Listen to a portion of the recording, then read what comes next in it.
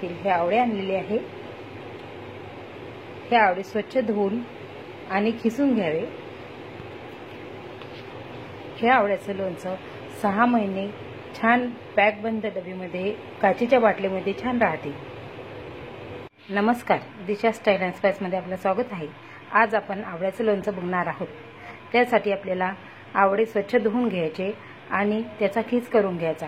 हा अर्धा किलो खीस मी घेतलेला आहे आणि 50 ग्रॅम हे बेडेकर लोणचे मसाला हा वापरलेला आहे। 1 वाटीभर साखर, 60 ग्रॅम मी मीठ घेतलेला आहे।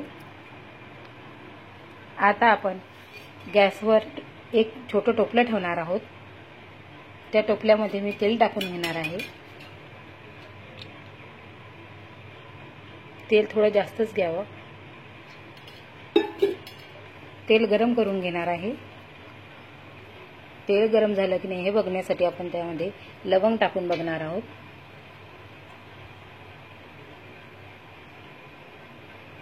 लवंग अशी वर आली म्हणजे तेल गरम झालेलं आहे। आता आपण गॅस बंद करणार आहोत। आता आपण टोपली खाली उतारून ठेवलेली आहे।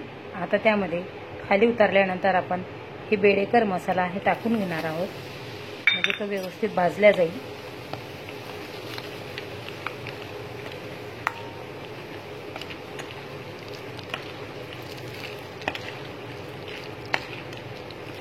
आणि हे साहित्य थंड झाल्यानंतर आपण याच्यामध्ये साखर आणि मीठ टाकून घेणार आहोत। हे बघा, हे तेल थंड झालेलं आहे। आपण यामध्ये आता साखर आणि मीठ घालणार आहोत आणि हे मिक्स करणार आहोत।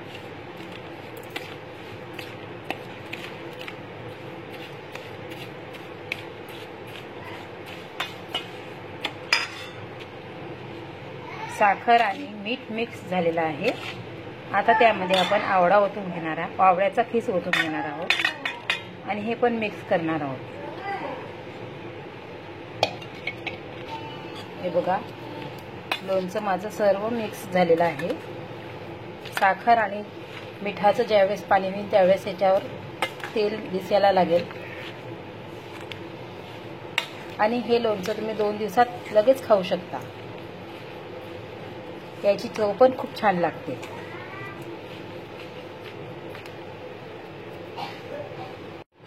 हे आवळ्याचा खीस करून लोणचं केल्यामुळे हे लोणचं लगेच खायला येतं आणि खायला पण छान लागते। पोळी पोळी असल्या की ते लोणचं लवकर खायला पण येत नाही, मुरत पण नाही। त्यामुळे हा खिसून आवळ्याचं लोणचं तुम्ही नक्की ट्राय करून बघा। तुम्ही बघू शकता की आवळ्याचं लोणचं किती छान दिसते। हे बघायलाच नाही तर खायला पण खूप छान लागते। तुम्ही नक्की ट्राय करून बघा।